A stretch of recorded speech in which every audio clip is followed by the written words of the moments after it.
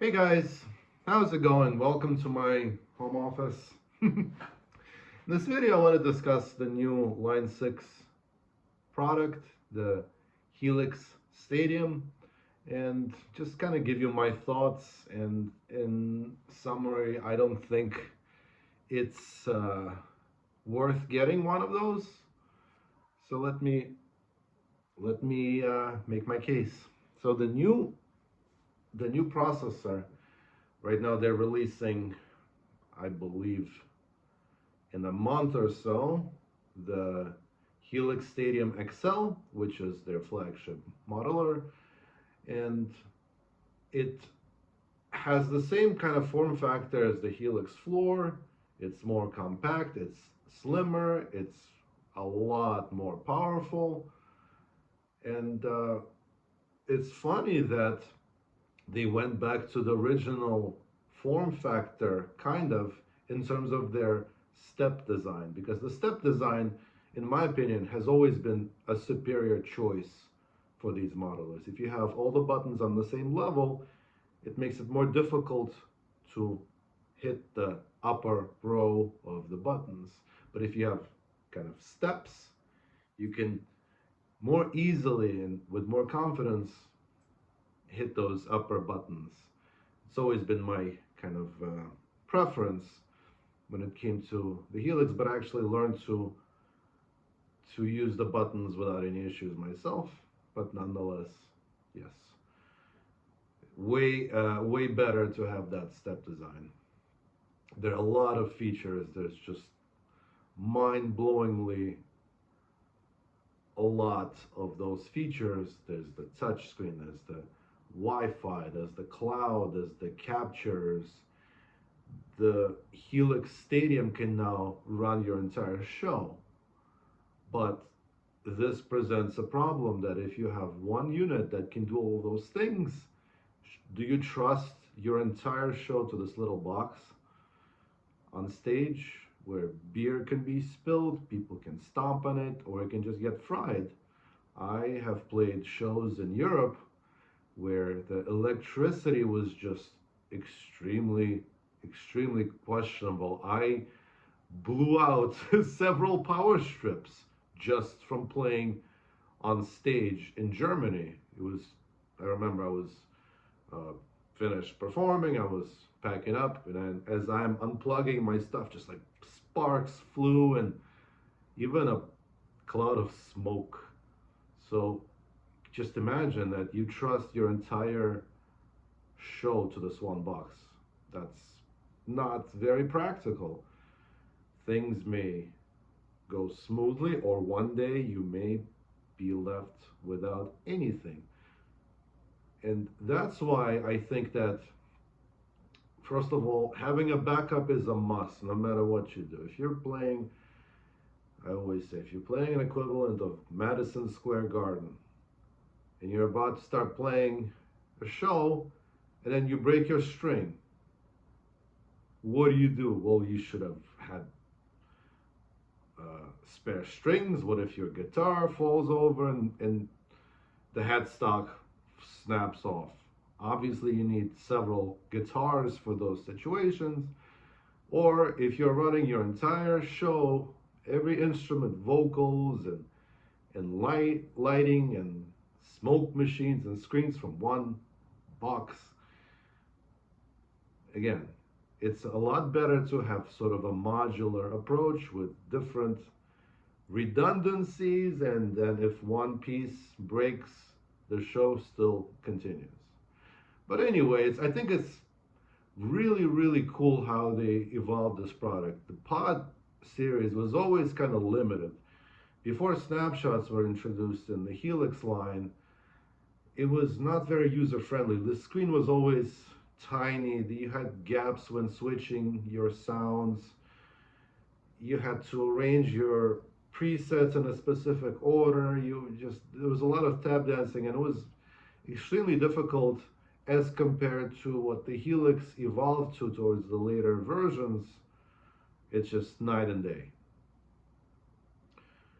On the Helix, I embraced that workflow, and honestly, I would not want to start with any other platform at this point, because I know the Helix inside out. I know exactly what I need to do to arrange my presets and snapshots, and how my signal chain works, and all the different tricks and bells and whistles. But again, Helix Stadium expands on that excellent Helix platform, has all those extra things. You have storage, you have an SD card where you can potentially store your loops and things like that. Kind of cool, but to me, I think it's overkill. Overkill, and so many different things that, knowing that these modelers are just computers, a lot of things can go wrong, and you can have bugs that can resurface during a gig. Yeah. So the price of the Helix Stadium XL is $2,199.99. That's very, very, very expensive. For that price, you can buy more than two Helix LTs.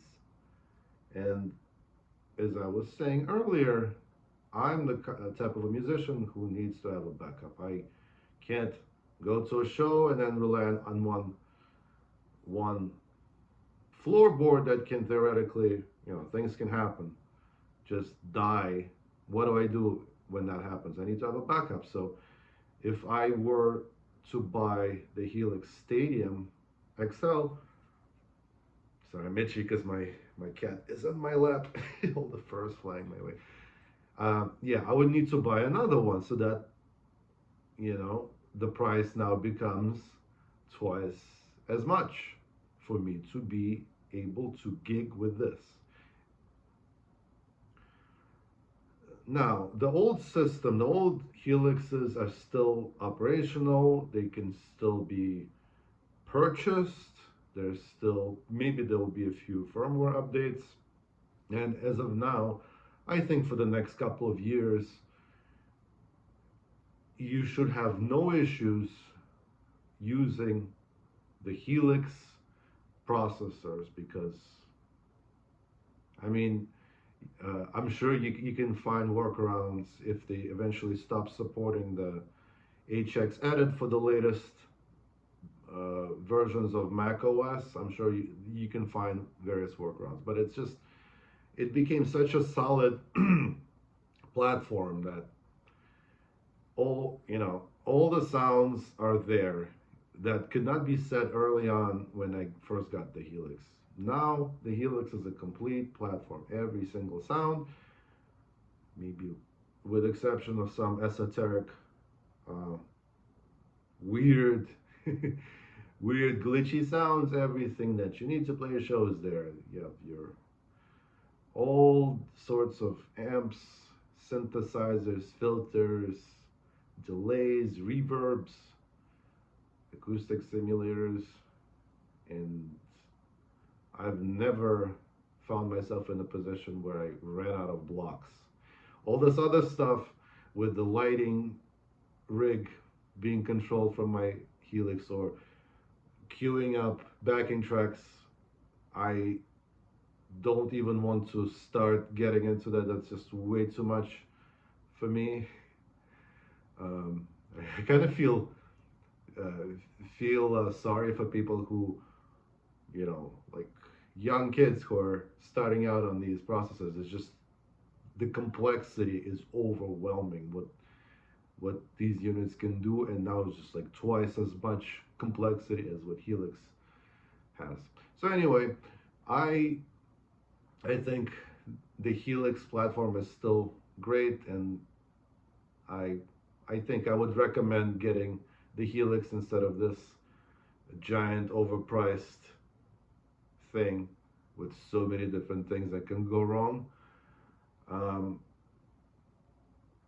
The button design, the tactile switches in the new Helix Stadium is the same as before, which is the same as before, and let's just say these buttons are not meant to last. I always have to clean them, and it's a shame that they could not come up with buttons that are just indestructible. Like, I have a mechanical keyboard.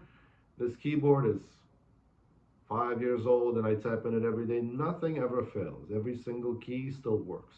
Why can't they design buttons on the Helix Stadium that are not going to fail eventually? That blows my mind. Or I have a Hammond C3 organ from 1959, and the preset buttons are still working, and the vibrato button is still working, and the percussion switches are still working, and the unit is 66 years old. Meanwhile, my Helix, after touring extensively for maybe a year and a half, the buttons were not behaving, let's just say that. One more thing that is a positive thing. I like the idea of the Helix Stadium non-XL version, the smaller one without the expression pedal. I think it's a smart move because some guitarists are lefties as opposed to right-handed musicians, so they may want to put their expression pedal on the left side as opposed to the right side. So that's kind of cool.